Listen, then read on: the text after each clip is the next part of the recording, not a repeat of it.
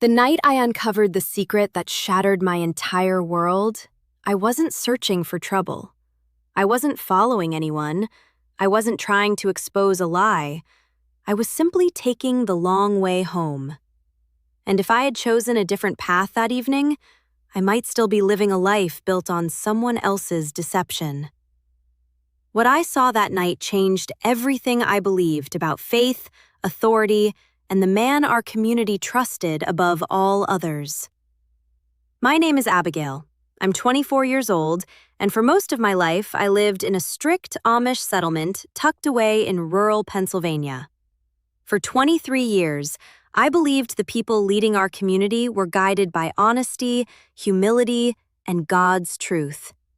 Then, one evening, I discovered that the man preaching those values every Sunday was hiding a secret that would eventually destroy my trust forever.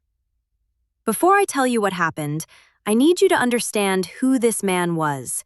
His name was Bishop Samuel Weaver. For nearly 2 decades, he had been the unquestioned leader of our settlement. When he spoke, people listened. When he judged, people obeyed. When he disciplined someone, nobody dared challenge his decision. He wasn't simply a church leader. In many ways, he was the most powerful person in our entire community. Samuel was 62 years old, broad-shouldered, with a thick gray beard and a deep voice that commanded attention without effort. Beside him was his wife, Miriam. She was quiet, hardworking, and carried herself with the calm dignity expected of an Amish bishop's wife. Together, they appeared to be the perfect example of faith and devotion. At least that's what everyone believed. Looking back now, there were signs. Small signs, the kind that don't seem important until much later. Samuel often preached about purity, more than any other topic. Every few months, he would deliver long sermons warning against temptation, immorality, and worldly influences. He spoke passionately about marriage, about loyalty, about resisting sinful desires. His words carried such conviction that nobody questioned them. Certainly not me. I had grown up hearing those sermons. I had watched him baptize young people, perform weddings, and guide families through difficult times. Like everyone else, I trusted him completely. But trust has a strange way of disappearing once you see something you can't unsee. The evening that changed everything came during early September. The weather was unusually warm. The air smelled of ripening apples and freshly cut hay. I had spent the afternoon helping my aunt and was heading home as sunset painted the sky gold and orange. Instead of taking the main road, I chose a shortcut through an abandoned orchard behind the Miller property. The orchard had been neglected for years. Twisted apple trees stretched in every direction. Tall grass covered the ground. Most people avoided it. I loved it. It was peaceful, quiet, a place where I could think. As I walked between the old trees, I noticed movement ahead. At first, I assumed it was a deer. Then I saw a man. I froze. Even from a distance, I recognized him immediately. Bishop Samuel Weaver. He was standing beneath one of the largest apple trees in the orchard. But he wasn't alone. A woman stood with him. And she wasn't his wife. My stomach tightened instantly. The woman looked to be in her 40s. She wasn't Amish, that much was obvious. Her clothes, her hairstyle, even the way she carried herself identified her as English. I had seen her before in town, but never spoken to her. The two of them stood only inches apart, far closer than any married man should stand beside another woman. I remember telling myself there had to be an explanation. Maybe they were discussing church business. Maybe she needed help. Maybe I was misunderstanding what I was seeing. Then Samuel gently placed his hand against her cheek. The world seemed to stop. The woman smiled. Not politely, not respectfully. It was the smile of someone sharing an intimate moment, the kind of smile that belongs between two people who know each other very well. I remained hidden behind a tree, unable to move, unable to look away. Samuel leaned closer and said something. I couldn't hear the words, but I didn't need to. His voice was completely different from the one he used in church. Gone was the authority. Gone was the certainty. What remained was softness, affection, the voice of a man living a secret life. The woman covered his hand with hers, and in that moment, every excuse I had created disappeared. I knew exactly what I was witnessing. The bishop who preached faithfulness, the bishop who disciplined others for moral failures, the bishop who decided who was worthy and who wasn't, was having a relationship with another woman. I felt as though the ground beneath me had shifted, not because he had broken a rule, but because he had built his entire authority on enforcing rules he clearly didn't follow himself. For several minutes, I stood there hidden among the trees, watching, thinking, trying to understand how the man I had respected my entire life could be standing there doing exactly what he condemned in others. Eventually, I turned and walked away. I took a different route home. My heart pounded the entire way. At supper, my family talked about ordinary things: work, harvest plans, church activities. I answered their questions. I smiled when expected. But inside, something had changed. A crack had formed. And once a crack appears in something you've trusted your whole life, it becomes impossible not to see it growing. That night, I barely slept. I kept replaying the scene in my mind. His hand on her face, her smile, the way he looked at her. By morning, I realized the most disturbing part wasn't what I had seen, it was what it revealed. Because if Samuel Weaver could lie about something this important, what else had he been lying about? And that question would lead me toward a truth far bigger than a single secret meeting in an orchard. The following Sunday, I sat in church and watched Bishop Samuel Weaver stand before the congregation exactly as he always had. His posture was perfect, his voice was steady, his expression was calm and confident. No one around me seemed to notice anything unusual. No one appeared suspicious. No one looked at him and saw the man standing beneath an apple tree with another woman. I wondered if I was the only person carrying that knowledge. Then Samuel began preaching. Of all subjects, he chose purity. I felt a chill run through me. For nearly 2 hours, he spoke about temptation, obedience, and the dangers of straying from God's path. People nodded. Families listened attentively. Young couples sat quietly beside each other, and all the while, I couldn't stop thinking about what I had witnessed only days before. For the first time in my life, I wasn't hearing his words. I was measuring them, testing them, comparing them against his actions. And they didn't match. Not even close. That realization followed me everywhere. At first, I tried convincing myself to forget about it. Everyone makes mistakes, I told myself. Maybe it had been a moment of weakness. Maybe it wasn't what it looked like. Maybe I should leave it alone. But the more I thought about it, the less I could ignore the deeper issue. Samuel wasn't just another member of the community. He was the man deciding the fate of others. People had been punished based on his judgments. Families had suffered because of his decisions. And suddenly, I couldn't stop wondering how many lives had been affected by a man who wasn't living by the same standards he demanded from everyone else. Over the next few weeks, I started paying closer attention. Not openly, not in a way anyone would notice. I simply observed. And once I started looking, I saw things I had never noticed before. There were certain families Samuel treated with unusual harshness. Certain young women he seemed particularly eager to criticize. Certain situations where his punishments felt excessive. The pattern became impossible to ignore.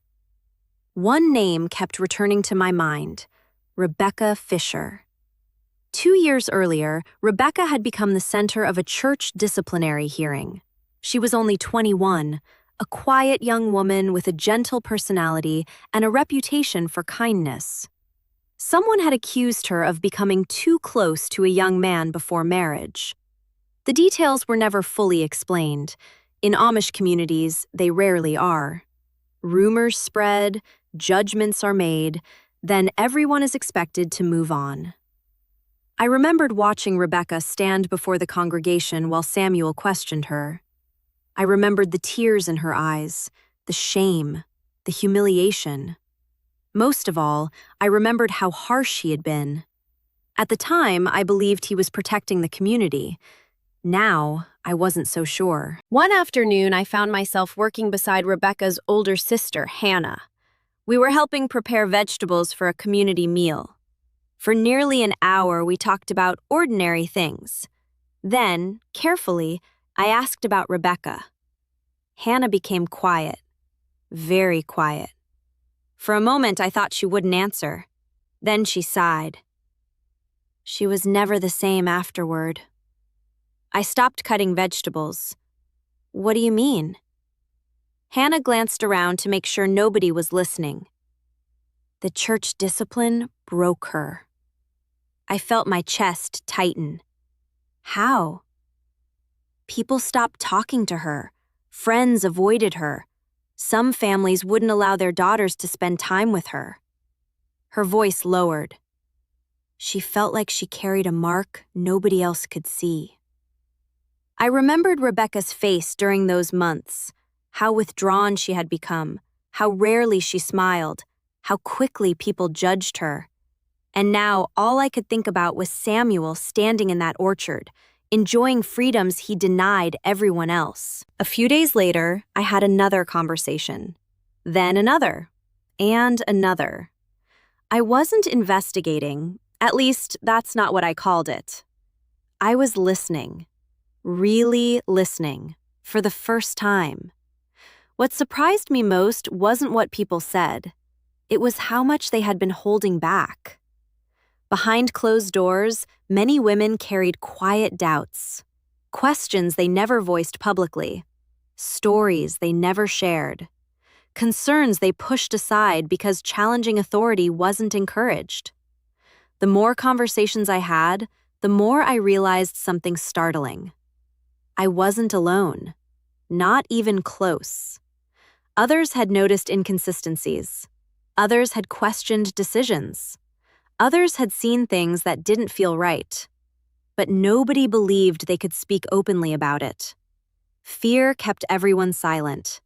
Fear of judgment, fear of discipline, fear of losing family relationships, fear of becoming the next person sitting alone on a church bench while the congregation looked away. One evening, nearly a month after the orchard incident, something happened that changed everything again. I was in town purchasing supplies when I saw a familiar horse and buggy parked behind a hardware store. At first, I paid little attention. Then I recognized the horse. It belonged to Samuel. My pulse quickened. Why was he here? The store was nearly closed. Most customers had already left. Without really thinking, I walked around the side of the building. And there he was. Not with the same woman this time, but speaking to her, standing beside her vehicle, laughing, comfortable, relaxed, like two people who had spent a great deal of time together. I ducked behind a stack of wooden pallets before he could see me. The conversation lasted only a few minutes. Then Samuel looked around carefully. Not casually, carefully, as though making sure nobody was watching. That single gesture told me everything. Innocent people don't check whether they're being observed. People hiding secrets do. After the woman drove away, Samuel remained standing there for several moments. His expression changed. The warm smile vanished. The gentle demeanor disappeared. And the familiar bishop returned. Watching him transform was unsettling.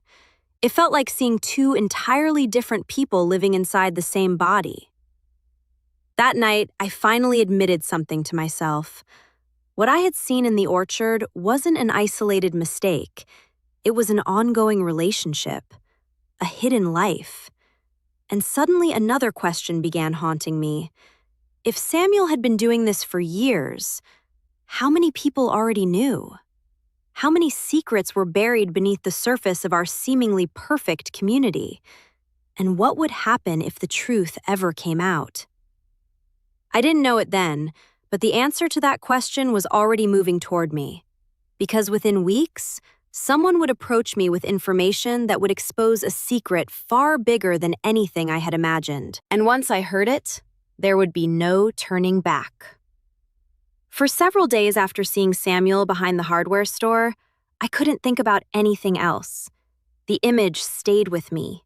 The cautious glance over his shoulder, the hidden smiles, the certainty that he was protecting something he desperately didn't want exposed. What troubled me most was that I still had no proof. I knew what I had seen, but knowing and proving were two different things. Inside our community, accusations without proof could destroy the person making them far faster than the person being accused. So I stayed quiet. I watched. I listened. And then, unexpectedly, someone found me. Her name was Lydia King. She was a widow in her late 50s who had lived in the settlement for most of her life. People respected Lydia. She wasn't outspoken. She wasn't rebellious. She wasn't the type of person anyone would suspect of challenging church leadership. Which is exactly why her words shocked me. It happened after a quilting gathering one afternoon. Most of the women had already left. Only Lydia and I remained behind, folding fabric and cleaning the room. For several minutes, we worked in silence. Then she suddenly asked a question. "How long have you been paying attention to Bishop Weaver?" My hands froze. For a second, I couldn't breathe. I slowly looked up. Lydia wasn't smiling. She wasn't joking. She was studying me carefully. I felt my heart pounding. "What do you mean?" I asked. She gave a small sigh. "You're not as difficult to read as you think." I didn't answer. Lydia folded another piece of fabric. Then she said something that changed everything. "You've seen something, haven't you?" The room felt smaller, much smaller. I knew I should deny it. I knew I should say nothing. But something in her expression stopped me. It was the expression of someone who already knew the answer. So instead, I asked a question of my own. "Why would you think that?" Lydia looked toward the window. For several moments, she said nothing. Then she quietly replied, "Because 20 years ago, I saw something too." A chill ran through my body. I stared at her. She continued speaking in a low voice. "When my husband was still alive, we noticed things." "What things?" "Meetings that didn't make sense. Trips into town that lasted longer than they should have. Excuses that changed depending on who asked questions." I could hardly believe what I was hearing. Did anyone else know? Lydia gave a bitter smile. "Knowing and admitting are different things." That sentence stayed with me. Knowing and admitting are different things. She explained that over the years she had heard rumors, whispers, small pieces of information that never quite fit together. Nothing concrete, nothing anyone could prove, but enough to create doubt. And in communities like ours, doubt was dangerous. People learned to bury it, ignore it, pretend it didn't exist. "Why are you telling me this now?" I asked. For the first time, sadness appeared in her eyes. "Because I'm tired." "Tired of what?" "Tired of watching good people suffer while powerful people escape consequences." The words hit me harder than I expected, because they echoed exactly what I had been feeling. Then Lydia mentioned a name I had never heard before, Sarah Collins, the English woman, the same woman I had seen with Samuel. Lydia knew who she was, Not only that, she had known for years. According to Lydia, Sarah owned a small antique shop in a nearby town. Several people had seen Samuel there over the years, always alone, always under circumstances that seemed unusual, never enough to prove anything, but enough to make people wonder. I felt my stomach twist. This wasn't a recent secret. It had been going on for years, possibly much longer than I imagined. Then Lydia said something even more disturbing. "There may be others." I stared at her. "What do you mean?" She hesitated. "As bishop, Samuel hears everyone's confessions, everyone's struggles, everyone's weaknesses." I didn't like where the conversation was heading. "You're saying he used that position?" "I'm saying power changes some people." Neither of us spoke for several moments. The silence felt heavy. Finally, Lydia reached into her sewing basket. From beneath several folded fabrics, she pulled out an envelope. It looked old, very old. The edges were yellowed with age. "I've kept this for 8 years. She handed it to me. Inside was a letter, unsigned, no return address, no identifying information, but the contents made my blood run cold.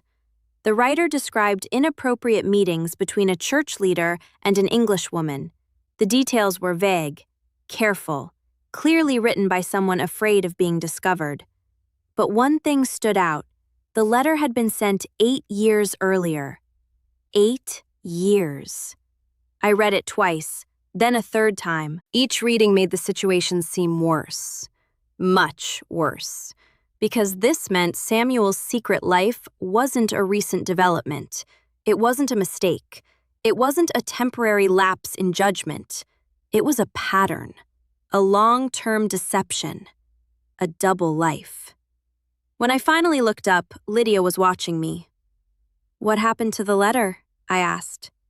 She laughed softly, not because it was funny, because it wasn't. "Nothing." "What do you mean?" "It disappeared." "Who saw it?" "A few people." "And?" "And then everyone pretended it never existed." I suddenly understood. The truth hadn't been hidden because nobody knew. The truth had been hidden because people were afraid. Afraid of what exposing it would cost. Afraid of challenging authority. Afraid of losing everything. That evening I walked home with the envelope hidden beneath my coat. The sun was setting. The fields were quiet. But inside my mind, everything was changing. For the first time, I wasn't asking whether Samuel was guilty. I was asking how many people had helped protect him. And that question led somewhere even darker. Because within days, I would discover that Samuel's secret wasn't just about an affair. There was another layer, a far more painful one. A truth involving people inside the community whose lives had been damaged while he protected himself. And when I uncovered it, leaving the Amish world would stop being a possibility. It would become a necessity.